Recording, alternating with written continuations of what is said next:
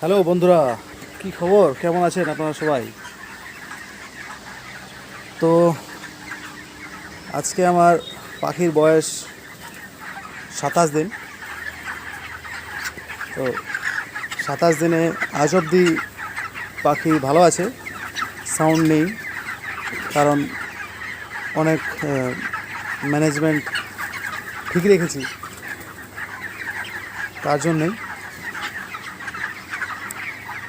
আপনাদেরকে দেখাচ্ছি যে এই গরমের মধ্যে, এত গরম, তারপর পাখির বয়স যখন আপনাদের 30 হয়ে যায়, 30 দিন হয়ে যায়, তখন কিন্তু যে লিটারটা, তুষটা, ওটা কিন্তু খারাপ হয়ে যায়, ওটা কিন্তু ঠিক রাখা যায় না।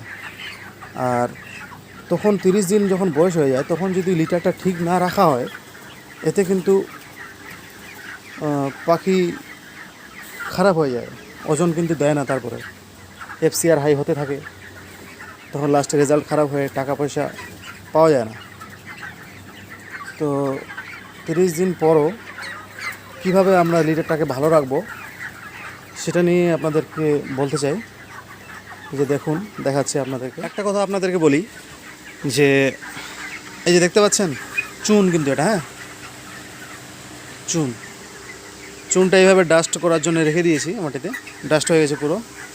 এই চুনটা তুষ যখন ঘাঁটি, সকালবেলা একবার তুষটা ঘাঁটার সময় তখন চুনটা কিন্তু আমি দিই না। তুষটা ঘাঁটার সময় তারপরে একটু যখন তুষটা উর্বর হয়ে যায়, উর্বর হওয়ার পরে কিছুক্ষণ পরে ভেজা ভেজা ভাবটা নষ্ট হয়ে যাওয়ার পর তখন চুনটা দিয়ে ঘেঁটে দিই। তারপরে ঘেঁটে দেওয়ার ফলে কি হয়, তুষটা একদম পুরো ঝরঝরে হয়ে যায়। হালকা করে চুন দিলে তুষটা ঝরঝরে থাকে। এই যে দেখুন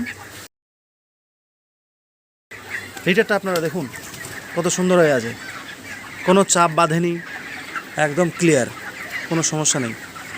দেখতে পাচ্ছেন পাখি দেখুন, আজে 27 দিনের পাখি। এফসিআরও ভালো আছে, প্লাস বডি ওয়েটও ভালো আছে, পাখি খাচ্ছে। এই যে সিলিং ফ্যান চলছে একটা, আর ওদিকে একটা স্ট্যান্ড ফ্যান অবশ্যই লাগাতে হবে, নাহলে হেড স্ট্রোক হবে। এই যে দেখুন, তাহলে সকাল বিকাল তুষ ঘাঁটতে হবে। কিন্তু সকাল বিকাল যদি তুষ না ঘাঁটা হয় তাহলে কিন্তু লিটার খারাপ হবে। আর লিটার খারাপ হলে কিন্তু বন্ধুরা সমস্যা আছে, রেজাল্ট হবে না। আপনারা 30 দিন ভালো করে খাটবেন, মন দিয়ে খাটবেন, টাকা পয়সা খরচা করে ইনভেস্ট করে খাটবেন, তারপরে রেজাল্ট খারাপ হয়ে গেলে তো খুব খারাপ হয়, তাই না? মন খারাপ হয়ে যায়, ফার্ম করার ইচ্ছা জাগে না। তো 30 দিন পরেই বা 30 দিনের আগে আগে যখনই দেখবেন তুষটা খারাপ হয়ে যাচ্ছে, তখনই আপনারা চুন আনে রাখবেন। যখনই তুষটা ঘাঁটবেন চুন দিয়ে ঘাঁটবেন, ঘাঁটলেই তুষটা ভালো থাকবে। আমি আমার তুষটা এভাবেই ভালো রেখেছি, যদি দেখতে পারেন তুষটা কোনো জমাট বাঁধেনি, একদম ভালো আছে। মুরগির কালার দেখুন, তুষ ভালো থাকলে মুরগির কালার ভালো থাকবে, অ্যামোনিয়া গ্যাসটা হবে না, ঠিক আছে? ফার্মে যে গ্যাস আছে, আর মানে স্ট্যান্ড ফ্যান চালালে একটা জিনিস ভালো কি হয়, যে তুষটা যখন আমরা ঘাঁটি তখন যে গ্যাসটা বার হয়, ওই যে গরমটা তুষের, ওই গরমটা কিন্তু বার হয়ে যায় ফার্ম থেকে, অ্যামোনিয়া গ্যাসটা বার হয়ে যায়। বার হওয়ার ফলে পাখি ভালো আছে, পাখি গ্যাস খায় না। এই যে দেখুন কত সুন্দর পাখি জল খাচ্ছে। আর চেষ্টা করবেন 30 দিন পরেই 30 দিন পরেই আপনারা যখনই গরম পড়বে, আবহাওয়াটা গরম পড়ুক বা না পড়ুক, গুড় মিশিয়ে জলটা খাওয়াবেন। তাহলে কিন্তু পাখি জল খাবে বেশি, পাখি হিট স্ট্রোক হবে না, এটা একদম গ্যারেন্টি দিলাম আপনাদের।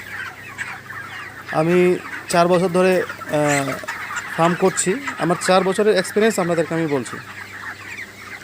মাঝে মধ্যে খারাপ রেজাল্ট হয়েছে আমার এই ভুলের জন্যে, কিন্তু ঠিকভাবে যদি ম্যানেজমেন্টটা করা যায় বন্ধুরা, কাজ হালকা কিন্তু ম্যানেজমেন্টটাই আসল। যে এই যে টুকিটাকি যে কাজগুলো আছে, তুষটা ঠিক রাখা, জলটা ভালো খাওয়ানো, ঠিক আছে? তো এসবের উপর একটু ধ্যান দেবেন বন্ধুরা।